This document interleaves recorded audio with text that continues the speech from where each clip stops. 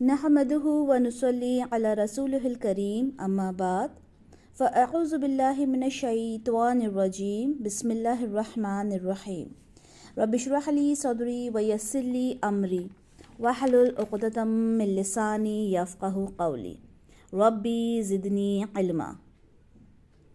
इंशाअल्लाह ताला आज जिस टॉपिक पर हम बात करेंगे वो है क़ज़ाए नमाज। देखें, हमने सबने अपनी ज़िंदगी में ये सुना है कि क़ज़ाए उम्री हमने पढ़ना होती है, जो नमाज़ें हमने अपनी ज़िंदगी में नहीं पढ़ी। अच्छा, हम इस क़ज़ाए उम्री के बारे में इतना ज़्यादा फोकस्ड क्यों रहते हैं, इतना ज़्यादा टेंस क्यों रहते हैं? क्योंकि हम सबको पता है कि जो नमाज है वो बहुत ही इम्पॉर्टेंट चीज़ है। हमारे इस्लाम के जो 5 पिलर्स हैं उसमें नमाज बहुत इम्पॉर्टेंट है। कुरान पाक में तकरीबन 700 दफ़ा नमाज का ज़िक्र हुआ है। और हम ये चाहते हैं कि जब अल्लाह ताला के यहाँ हमारा हिसाब किताब हो तो सबसे ईज़िली हमारा हिसाब किताब नमाज का हो जाए, क्योंकि हम सब जानते हैं कि सबसे पहले नमाज का ही हिसाब होगा। मिशकातुल मसाबी की हदीस है 1330। हज़रत अबू हुरैरा रज़ियल्लाहु ताला अन्हु बयान करते हैं कि मैंने रसूलुल्लाह सल्लल्लाहु अलैहि वसल्लम को फरमाते हुए सुना, बंदे से रोज़ क़यामत उसके आमाल में सबसे पहले नमाज का हिसाब लिया जाएगा। अगर वो सही और दुरुस्त हुई तो वो फलाह और निजात पा गया, और अगर वो सही और दुरुस्त ना हुई तो फिर वो नाकाम और नामुराद होगा। अब इस हदीस से क्या पता चलता है कि सबसे पहले जो हिसाब होगा वो नमाज का होगा। यही वजह है कि जिन लोगों की नमाज़ें छूट जाती हैं सालों साल की, वो कहते हैं कि हम क़ज़ाए उम्री पढ़ लेंगे ताकि हमारी जो नमाज़ें हैं वो सारी उसका हमें कुछ ना कुछ तो सवाब मिल जाएगा। लेकिन एक सवाल करती हूँ मैं यहाँ पर, क्या आपको लगता है कि नमाज इतनी हल्की शे है कि आपने सालों साल नहीं पढ़ी और आपने एक साथ 4 साल 6 साल 10 साल की नमाज़ें पढ़ी और वो हो जाएंगी? बल्कि उसका एक तरीक़ा भी बताया जाता है कि सबसे पहले आपकी नमाज़ पढ़ेंगे, सबसे पहली जो मेरी नमाज़ क़ज़ा हुई, ठीक है, फिर दूसरी बार जब पढ़ेंगे तो जाहिर सी बात है वो ख़त्म हो गई तो दूसरी नमाज़ पहली नमाज़ बन जाएगी। और हमें भी यही मालूम था बचपन से। लेकिन जब चीज़ों को समझा, देखा, उसके बारे में मालूम किया तो ये पता चला कि क़ज़ाए उम्री जैसी कोई चीज़ होती ही नहीं है। सिरे से क़ज़ाए उम्री जैसी चीज़ कोई है ही नहीं।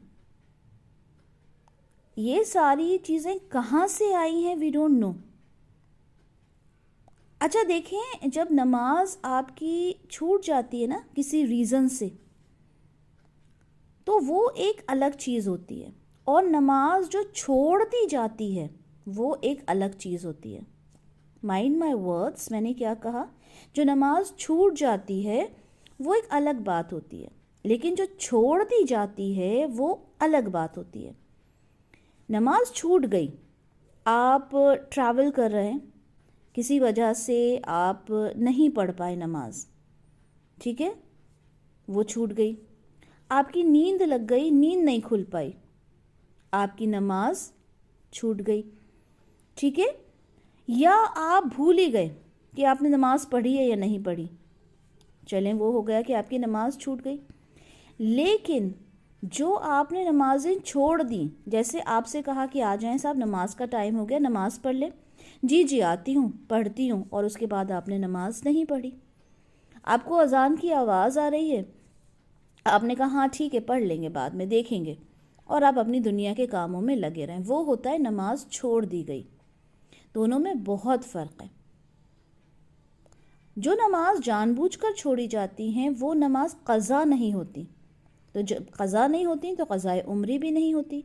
वो नमाज़ें आपकी फ़ौत हो जाती हैं, मर जाती हैं, कोई उनकी अहमियत नहीं होती, वो चली गईं, अब उन्हें आप वापस नहीं ला सकते। ये कॉन्सेप्ट को क्लियर करना बहुत ज़रूरी है کیونکہ ہم میں سے بہت سے لوگ اس قضائے عمری کو ایک حقیقت مانتے ہیں، اور اسپیشلی جن کو ہم بابرکت راتیں مانتے ہیں اس میں ہم وہ نمازیں پڑھتے ہیں، اور نہ جانے کیا کیا باتیں اس کے بارے میں ہوتی ہیں کہ اگر آپ کی جو فرض نمازیں ہیں اس کی آپ نے قضا نہیں پڑھی ہوگی تو آپ آگے کچھ نہیں پڑھ سکتے، نفلیں نہیں پڑھ سکتے، بہت کچھ باتیں ہم نے بھی سنی ہیں، ٹھیک ہے۔ تو اب کرنا کیا ہے؟ جو نمازیں آپ کی چھوٹ نہیں گئیں، جو چھوڑ دی گئیں، ٹھیک ہے، ان کا کیا کرنا ہے؟ مان لے کسی نے بالغ ہونے کے 5 سال تک نماز نہیں پڑھی، کسی نے 10 سال تک نماز نہیں پڑھی، اب کیا کریں؟ اس کا صرف ایک ہی طریقہ ہے کہ اللہ تعالیٰ کے سامنے گڑ گڑا کے توبہ کریں، استغفار کریں کہ اللہ مجھ سے غلطی ہو گئی، مجھے معاف کر دیں۔ اب یہ اللہ کے اختیار میں ہے کہ وہ آپ کو معاف کرے یا پھر آپ کو سزا دیں۔ اور ہم سب جانتے ہیں اللہ تعالیٰ غفور الرحیم ہے۔ اللہ تعالیٰ سے دنیا میں رہتے رہتے، یعنی جب آخری وقت آ جاتا ہے بالکل، اس سے پہلے تک آپ جتنی اللہ تعالیٰ سے توبہ استغفار کریں، اللہ تعالیٰ غفور الرحیم ہے، معاف کرنے والے ہیں، لیکن سچے دل سے توبہ کی جائے۔ توبہ کیا ہوتی ہے؟ توبہ ہوتا ہے اس کیفیت کو یا اس ایکٹ کو ہم توبہ کہتے ہیں کہ جب ہمارے دل میں یہ ہو کہ ہم سے غلطی ہوئی ہے اور ہم آئندہ اس غلطی کو نہیں کریں گے، تب تو وہ توبہ استغفار ہماری قابل قبول ہے۔ تو جب ہمیں یہ پتہ چل گیا کیونکہ ہماری نمازیں جو تھیں وہ فوت ہو گئی ہیں، اب ہم نے سچے دل سے اللہ سے توبہ کرنی ہے کہ اللہ تعالیٰ اب ہم یہ کام نہیں کریں گے، ٹھیک ہے۔ تو یہ تو سمجھ میں آ گیا قضائے عمری کا جیسے کوئی حقیقت نہیں۔ اب قضا نماز کیا ہوتی ہے؟ آپ کہیں گے قضا نماز تو ہوتی ہے، ہم نے سنا ہے نا، نماز قضا ہو گئی، نماز قضا ہو گئی۔ تو نماز قضا یہ ہوتی ہے کہ اسی وقت آپ کو جیسے یاد آیا، ٹھیک ہے، کسی ریزن سے نماز چھوٹ گئی اور اسی وقت آپ نے پڑھا، آپ باہر تھے کہیں، لیٹ ہو گئے، جیسے ہی گھر پہنچے آپ نے اس کی قضا پڑھ لی، ٹھیک ہے۔ اول تو یہ ہے کہ آپ نے وقت پہ نماز پڑھنی ہے، ٹھیک ہے، جو ٹائم ہوتا ہے اس پر ہی آپ نے نماز پڑھنی ہے۔ سورہ نساء کی آیت ہے، آیت نمبر 103۔ پھر جب تم نماز ادا کر چکو تو اٹھتے بیٹھتے اور لیٹتے اللہ تعالیٰ کا ذکر کرتے رہو، اور جب اطمینان پاؤ تو نماز قائم کرو، یقیناً نماز مومنین پر مقررہ وقتوں پر فرض ہے، یعنی جو اس کا وقت ہے اسی پر نماز پڑھو۔ اول تو یہ کوشش ہونا چاہیے کہ ہماری نماز قضا نہ ہو، ہم اپنے وقت پہ نماز پڑھیں۔ اگر ہمیں کہیں باہر جانا ہے تو ہم اپنے ٹائمنگز کو دیکھ کر باہر نکلیں، ٹھیک ہے، اسی اکارڈنگلی ہم اپنے واپس آئیں۔ اگر صبح فجر میں ہم سو رہے ہیں تو الارم لگا کر سوئیں، ٹھیک ہے۔ بٹ ان کیس ایسا ہوتا ہے کہ نماز آپ کی رہ جاتی ہے، ٹھیک ہے، تو کیا کرنا ہے؟ کیونکہ ایسا تو نہیں ہو سکتا کہ آپ کی کوئی بھی نماز قضا نہ ہو، بہت سارے ریزنز ہوتے ہیں جس کی وجہ سے نماز جو ہوتی ہے وہ رہ جاتی ہے۔ صحیح بخاری کی حدیث ہے 597، آپ صلی اللہ علیہ وسلم نے فرمایا اگر کوئی نماز پڑھنا بھول جائے، ٹھیک ہے، ہوتا ہے آپ کبھی کسی کام میں بزی ہیں، آپ نماز کے پابند ہیں، لیکن کسی وجہ سے ہو سکتا ہے کہ آپ بھول گئے کہ آپ نے نماز پڑھی یا نہیں پڑھی، آپ کو یاد نہیں آ رہا کہ میں نے پڑھی تھی یا نہیں پڑھی، بھول گئے۔ تو جب بھی یاد آئے، جیسے ہی یاد آئے کہ ارے نماز کا وقت چلا گیا، تو اس کو وہ پڑھ لے، یعنی جیسے ہی یاد آئے۔ اس قضا کے سوا اور کوئی کفارہ اس کی وجہ سے نہیں ہوتا، اور اللہ تعالیٰ نے فرمایا کہ نماز میرے یاد آنے پر قائم کرو۔ جیسے ہوتا کیا ہے، فجر کی نماز کی بات کرتے ہیں ہم، فجر کی نماز ہماری نیند نہیں کھلی، ٹھیک ہے، ہم بھول گئے، نیند یا الارم نہیں بجا یا کچھ بھی پرابلم ہو گئی، ہم اٹھے اور ہم نے کہا ارے اب تو سورج نکل آیا، نماز تو اب ہماری ہوگی نہیں، اب ہم کیا کریں؟ اب ہم کہتے ہیں کہ چلیں چھوڑیں، اب تو چھوٹ گئی، اب جب ظہر پڑھیں گے تو 2 رکعت فجر کی پڑھ لیں گے، ٹھیک ہے۔ تو کیا ایسا کر سکتے ہیں؟ بالکل نہیں۔ آپ کی جیسے ہی نیند کھلی آپ فوراً وضو کریں گی اور آپ جو فجر کی نماز ہے اس کو ادا کر لیں گی، ٹھیک ہے۔ یہ طریقہ ہوتا ہے قضا نماز کو پڑھنے کا۔ اس بات کو بہت اچھے سے سوچنا ہے کیونکہ موسٹلی یہی کرتے ہیں کہ چلیں ٹھیک ہے اب تو ہو گیا، اب بعد میں پڑھ لیں گے، نہیں، بلکہ جیسے ہی یاد آئے آپ کو فوراً نماز پڑھنا ہے۔ صحیح مسلم کی حدیث ہے 1569. رسول اللہ صلی اللہ علیہ وسلم نے فرمایا جب تم میں سے کوئی نماز پڑھنے کے وقت اس سے سویا رہا یا اس سے غافل ہو جائے تو جب اسے یاد آئے وہ نماز پڑھ لے. بے شک اللہ تعالیٰ نے خود ارشاد فرمایا اور میری یاد کے وقت نماز کو قائم کرو، یعنی جیسے ہی یاد آئے فوراً نماز کو پڑھ لینا ہے. سنن ترمذی کی حدیث دیکھتے ہیں 179 کہ مشرکین نے رسول اللہ صلی اللہ علیہ وسلم کو خندق کے دن 4 نمازوں سے روک دیا. یعنی جب خندق کی جنگ ہوئی تو آپ صلی اللہ علیہ وسلم 4 نمازیں جو تھی وہ نہیں پڑھ پائے، یہاں تک کہ رات جتنی اللہ نے چاہی گزر گئی. پھر آپ نے بلال رضی اللہ تعالیٰ عنہ کو حکم دیا تو انہوں نے اذان کہی. دیکھیں اس سے کیا پتہ چلا کہ جو نمازیں آپ کی اگر پوری جماعت ہے 4-5 لوگ ہیں اور ان کی نماز سب کی چھوٹ گئی ہے، رہ گئی ہے، تو کیا کریں، آپ باقاعدہ اذان دے سکتے ہیں اور باقاعدہ اس کی جماعت کے ساتھ نماز پڑھ سکتے ہیں. ٹھیک ہے، تو آپ نے بلال رضی اللہ تعالیٰ عنہ کو حکم دیا، انہوں نے اذان کہی، پھر اقامت کہی، تو پھر آپ صلی اللہ علیہ وسلم نے ظہر پڑھی، پھر آپ نے بلال رضی اللہ تعالیٰ عنہ نے پھر اقامت کہی تو آپ نے عصر پڑھی، پھر بلال رضی اللہ تعالیٰ عنہ نے اقامت کہی تو آپ نے مغرب پڑھی، پھر انہوں نے اقامت کہی تو آپ صلی اللہ علیہ وسلم نے عشاء پڑھی. اب دیکھیں کتنی کلیئر حدیث ہمارے سامنے موجود ہے کہ اگر اس وقت کی جتنی نمازیں ہماری چھوٹ جائیں تو با جماعت باقاعدہ اذان اور اقامت کے ساتھ آپ اس نماز کو پڑھ سکتے ہیں. ہمارے پاس احادیث ہوتی ہیں، کلیئرلی مینشن ہوتا ہے چیزوں کو، لیکن ہم کبھی غور و فکر کرتے ہی نہیں ہیں. یعنی اس وقت کی جب نماز چھوٹی تو کیا کیا، اس وقت جیسے یاد آیا وہ نماز پڑھ لی.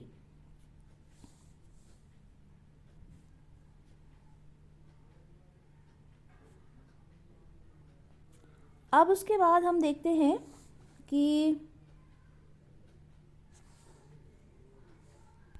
جی صحیح مسلم کی حدیث ہے 1560 جس میں رسول اللہ صلی اللہ علیہ وسلم جب جنگ خیبر سے واپس ہوئے تو رات بھر چلتے رہے، یہاں تک کہ جب آپ کو جب نیند آ گئی تو آپ نے سواری سے اتر کر پڑاو کیا اور بلال رضی اللہ تعالیٰ عنہ سے کہا کہ ہمارے لیے رات کا پہرا دو.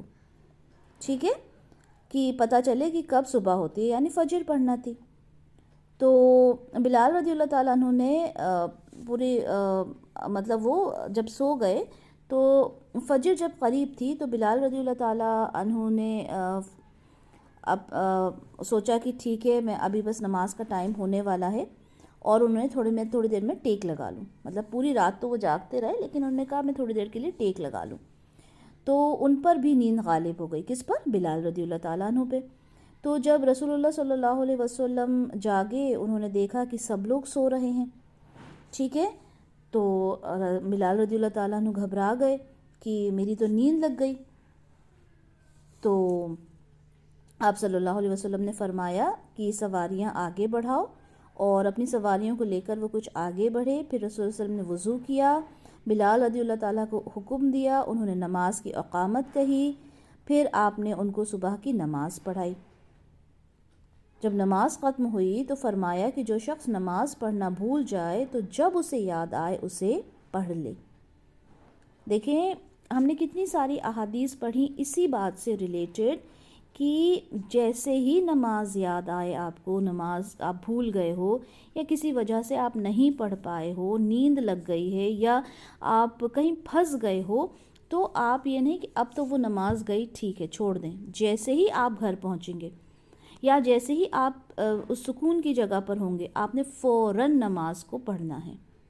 ٹھیک ہے، جبکہ یہ تو سفر میں تھے، آپ صلی اللہ علیہ وسلم تو سفر میں تھے لیکن ان کی نیند لگ گئی تھی. ٹھیک ہے، یا کب انہوں نے نماز نہیں پڑھ پائے؟ جب وہ جنگ کے میدان میں تھے، یعنی اتنی کرٹیکل کنڈیشن تھی جب وہ نماز نہیں پڑھ پائے تھے.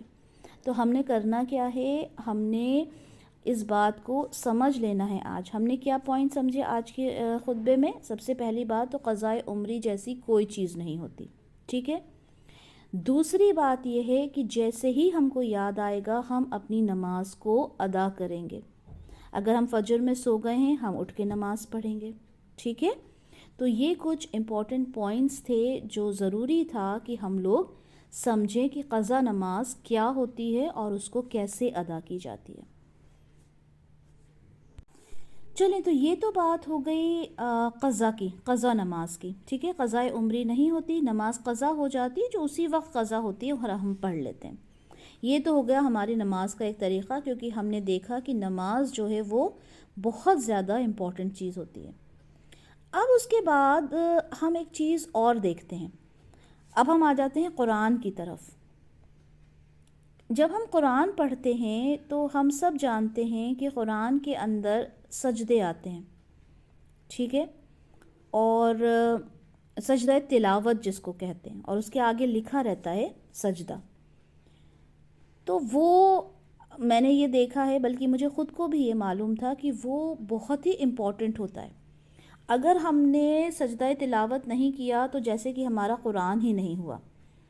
ٹھیک ہے، تو سب سے پہلا سوال کہ سجدہ تلاوت کیا سنت ہے، واجب ہے، فرض ہے، کیا ہے؟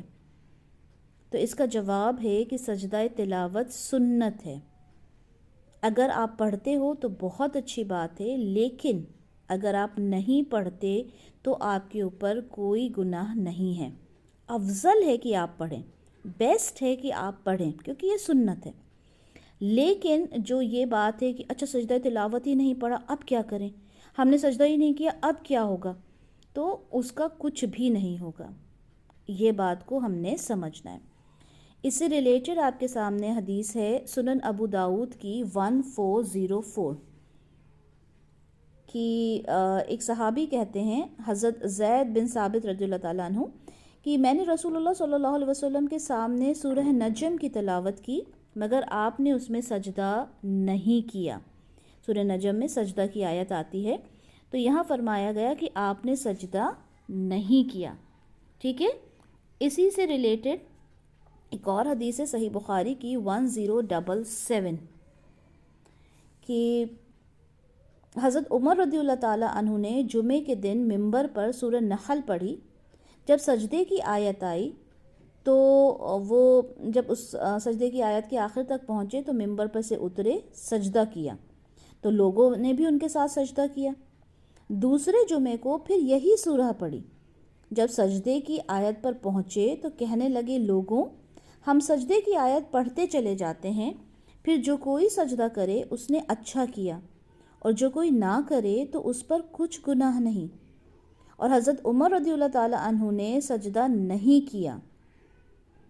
اور کیا نقل کیا ان سے کہ اللہ تعالیٰ نے سجدہ تلاوت فرض نہیں کیا، ہماری خوشی پر رکھا. تو اس حدیث کے بعد کوئی کوسچن رہ ہی نہیں جاتا کہ سجدہ تلاوت جو ہے وہ ضروری ہے، فرض ہے، سنت ہے. یہاں دو احادیث شیئر کرنے کا مقصد کیا ہے کہ ہم نے جو سجدہ تلاوت کو سمجھا ہے کہ اس کے بنا ہمارا قرآن ہی نہیں ہوتا، تو ایسا نہیں. افضل ہے کہ سجدہ کریں، سجدہ تلاوت کرنا چاہیے، کیونکہ رسول اللہ صلی اللہ علیہ وسلم کیا کرتے تھے، صحابی کیا کرتے تھے. لیکن نہیں کر کر کیا بتا دیا اللہ کے رسول نے اور صحابہ نے کہ اگر اسے نہیں کرتے تو اس میں کوئی گناہ نہیں ہے. دیکھیں بلکہ اس حدیث میں کلیئرلی لکھا ہے کہ اللہ تعالیٰ نے سجدہ تلاوت فرض نہیں کیا، ہماری خوشی پر رکھا کہ ہم کرتے ہیں تو ٹھیک ہے، نہیں کرتے ہیں تو ٹھیک ہے. اب یہ ہے کہ سجدہ کیوں کریں؟ تو سنن نسائی کی حدیث 960 حضرت عبداللہ بن مسعود رضی اللہ تعالیٰ عنہ سے مروی ہے کہ نبی اکرم صلی اللہ علیہ وسلم نے سورہ نجم کی تلاوت فرمائی تو اس میں سجدہ کیا. تو سب سے بڑا ریزن کہ سجدہ کیوں کرنا ہے کیونکہ وہ سنت ہے، آپ صلی اللہ علیہ وسلم سجدہ کیا کرتے تھے تو ہمیں بھی سجدہ کرنا ہے. ٹھیک ہے، اسی طرح سے سلسلۃ الصحیحہ کی حدیث 2911 ابو ہریرہ رضی اللہ تعالیٰ عنہ سے مروی ہے کہ نبی اکرم صلی اللہ علیہ وسلم کے پاس سورہ نجم لکھی گئی. جب سجدے پر پہنچے تو آپ نے سجدہ کیا، ہم نے بھی آپ کے ساتھ سجدہ کیا، دوا اور قلم نے بھی سجدہ کیا. سوچیں جو چیز وہ لکھ رہی تھی اس آیت کو، ان چیزوں تک نے سجدہ کیا. سبحان اللہ. تو اس سے کیا پتہ چلتا ہے کہ سجدہ ہمیں ضرور کرنا چاہیے. ٹھیک ہے. یہاں یہ چیزیں بتانے کا مقصد یہ ہے کہ ہم نے کوئی اپنے اوپر اپنے آپ کو برڈنائز نہیں کرنا ان چیزوں سے. ہمیں کرنا ہے جب ہم کرنے کی پوزیشن میں ہوں، لیکن برڈنائز نہیں کرنا کہ اب رہ گیا تو کیا، اگر رہ گیا تو کچھ نہیں. ٹھیک ہے. اچھا دیکھیں، مسند احمد کی حدیث ہے 2010 کہ رسول اللہ صلی اللہ علیہ وسلم نے فرمایا، جب انسان سجدے والی آیت پڑھ کر سجدہ کرتا ہے تو شیطان علیحدہ ہو کر روتا ہے اور کہتا ہے ہائے افسوس، اس انسان کو سجدہ کرنے کا حکم دیا گیا، اس نے سجدہ کیا، بس اس کے لیے جنت ہے، اور مجھے سجدہ کرنے کا حکم دیا گیا لیکن میں نے نافرمانی کی تو میرے لیے آگ ہے. اس آیت سے، اس حدیث سے کیا پتہ چلا؟ کلیئرلی پتہ چلا کہ سجدہ تلاوت ضرور کریں. ٹھیک ہے. اس خطبے کے بعد یہ نہیں کرنا کہ سجدہ تلاوت نہیں کریں گے تو چل جائے گا. سجدہ تلاوت کا حکم ہے، کرنا چاہیے، افضل ہے، اچھا ہے، رسول اللہ صلی اللہ علیہ وسلم نے کیا. اور سب سے بڑی بات یہ ہے کہ ہم اس کام کو کر رہے ہیں، ہم کس کے فالوور ہیں؟ ہم رسول اللہ صلی اللہ علیہ وسلم کو ماننے والے ہیں. اور دیکھیں، جب ہم سجدہ کرتے ہیں تو شیطان جو ہوتا ہے وہ کتنا زیادہ پریشان ہوتا ہے اور کہتا ہے اس کے لیے جنت ہے. اچھا، اب کتنے سجدے ہیں قرآن پاک میں؟ کتنے سجدے ہیں؟ اس کے اوپر کچھ کہتے ہیں 13 ہیں، کچھ کہتے ہیں 14 ہیں، کچھ کہتے ہیں 15. تو قرآن پاک میں 15 سجدے ہیں. ٹھیک ہے. قرآن میں 15 سجدے ہیں. اچھا، کتنے سجدے کرتے چاہیے؟ یعنی ایک کوئی آیت آئی تو کیا 2 کرتے ہیں؟ جیسے ہم نے وہاں دیکھا، سجدہ صحف میں دیکھا کتنے سجدے کرنا چاہیے، تو ایک آیت پر ایک ہی سجدہ ہے. ٹھیک ہے. جیسے ایک آیت پڑھی، ہم نے ایک سجدہ کیا اور ہمارا سجدہ ہو گیا.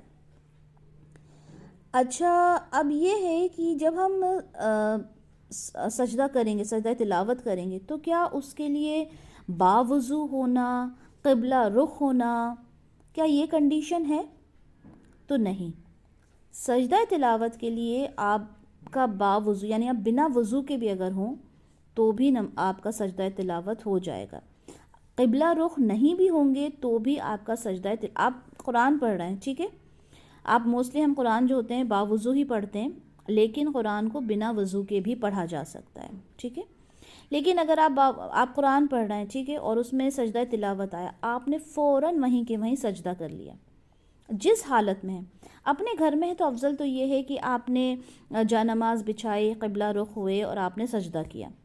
لیکن آپ کسی اور جگہ پر ہیں، آپ پڑھ رہے ہیں، آپ نے بس اپنا سر جھکایا، آپ کا سجدہ ہو جائے گا. سجدہ کیا ہوتا ہے؟ صرف سر کو جھکانا، اللہ کے سامنے اپنا سر جھکا دینا، اسے کہتے ہیں سجدہ. تو آپ جہاں بھی ہوں گے، جس بھی حال میں ہوں گے، اگر آپ نہیں جھک سکتے، نہیں آپ جانماز بچھا کے باقاعدہ قبلہ رخ ہو کے اگر آپ سجدہ نہیں کر سکتے، تو آپ کیا کریں گے؟ بس وہیں پر جھک جائیں گے. ٹھیک ہے. وہیں پر تھوڑا سا جھک جائیں گے، وہ آپ کا سجدہ ہو جاتا ہے. نہ تو وضو کی ضرورت ہوتی، نہ اس میں قبلہ رخ ہونے کی ضرورت ہوتی. صحیح بخاری کی حدیث ہے 1071، نبی کریم صلی اللہ علیہ وسلم نے سورہ نجم میں سجدہ کیا تو مسلمانوں، مشرکوں، جن اور انس سب نے آپ کے ساتھ سجدہ کیا. تو اب اس سے کیا پتہ چلتا ہے؟ ظاہر سی بات ہے، مشرکین جو تھے وہ باوضو تو نہیں ہوتے تھے، تو سب نے سجدہ کیا. اور اس حدیث سے پتہ چلتا ہے کہ بنا وضو کے بھی سجدہ تلاوت ہو جاتا ہے. ٹھیک ہے.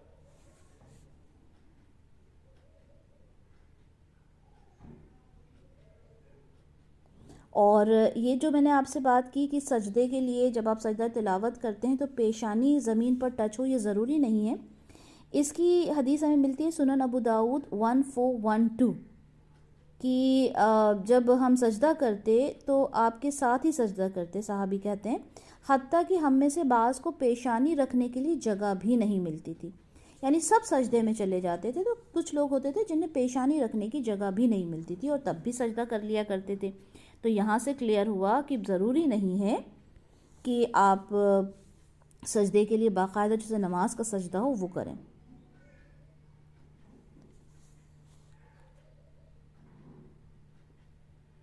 اچھا، سجدہ تلاوت میں کون سی تسبیح پڑھنا چاہیے؟ سبحان ربی الاعلیٰ ہم پڑھ سکتے ہیں، ٹھیک ہے. اور اس کے علاوہ ایک سنن ترمذی کی حدیث ہے 579 جس میں ایک دعا بتائی ہے سجدہ تلاوت کی، ٹھیک ہے. ایک شخص نے نبی اکرم صلی اللہ علیہ وسلم کے پاس آ کر عرض کیا کہ اللہ کے رسول، آج میں نے رات دیکھا کہ میں سو رہا ہوں، یعنی خواب میں دیکھا کہ میں ایک درخت کے نیچے نماز پڑھ رہا ہوں. میں نے سجدہ کیا تو میرے سجدے کے ساتھ اس درخت نے بھی سجدہ کیا. پھر میں نے اس سے سنا کہ وہ کہہ رہا تھا، پوری ایک دعا ہے جو اس نے دعا کو سنا، تو جس کا ترجمہ ہے کہ اللہ اس کے بدلے تو میرے لیے اجر لکھ دے، اور اس کے بدلے میرا بوجھ مجھ سے ہٹا دے، اور اسے میرے لیے اپنے پاس ذخیرہ بنا لے، اور اسے مجھ سے تو اس طرح قبول فرما جیسے تو نے اپنے بندے داؤد سے قبول کیا تھا. تو نبی کریم صلی اللہ علیہ وسلم نے آیت سجدہ کی تلاوت کی اور سجدہ کیا. ابن عباس کہتے ہیں تو میں نے آپ کو ویسے ہی کہتے سنا جیسے اس شخص نے اس درخت سے الفاظ بیان کیے تھے. تو اس حدیث سے کیا پتہ چلتا ہے کہ جب سجدہ تلاوت کریں تو یہ دعا ہے، آپ اس دعا کو دیکھ سکتے ہیں. سنن ترمذی کی حدیث 579 میں آپ کو یہ دعا مل جائے گی. سجدہ تلاوت کے دوران آپ یہ دعا یاد کر کے آپ سجدہ تلاوت میں اس کو یوز کر سکتے ہیں، اس کو پڑھ سکتے ہیں. لیکن ایسا کوئی اگر آپ جیسے سبحان ربی الاعلیٰ بھی پڑھیں گے تو بھی اس میں کوئی غلط بات نہیں ہے، آپ پڑھ سکتے ہیں، ٹھیک ہے.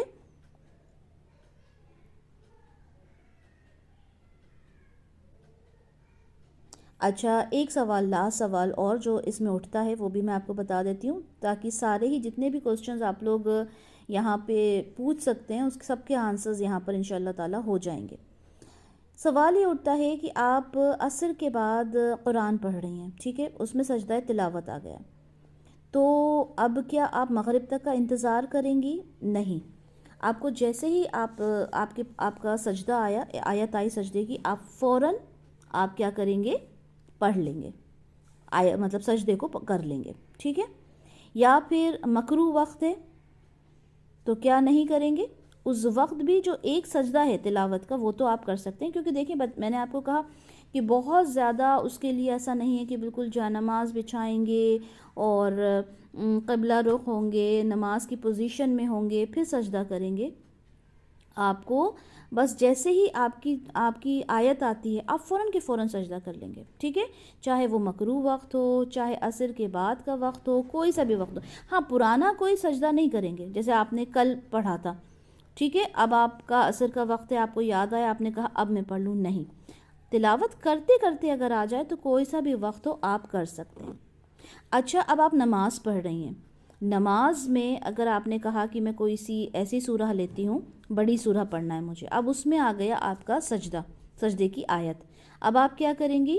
آپ اللہ اکبر کہیں گی، اللہ اکبر کہہ کر آپ سجدے میں جائیں گی، سجدہ کریں گی، واپس آپ اٹھیں گی اور اپنی نماز جو ہے اسے کمپلیٹ کریں گی، ٹھیک ہے.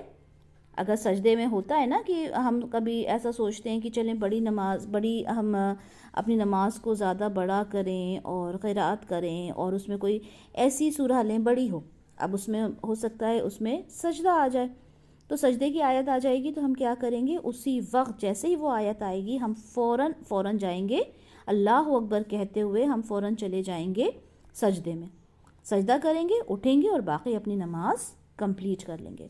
امید کرتی ہوں کہ قضا نماز سے اور سجدہ تلاوت سے ریلیٹڈ جتنے بھی کوسچنز تھے الحمدللہ میں نے اپنی کوشش کی ہے کہ سب کو ایڈریس کر دوں، ٹھیک ہے.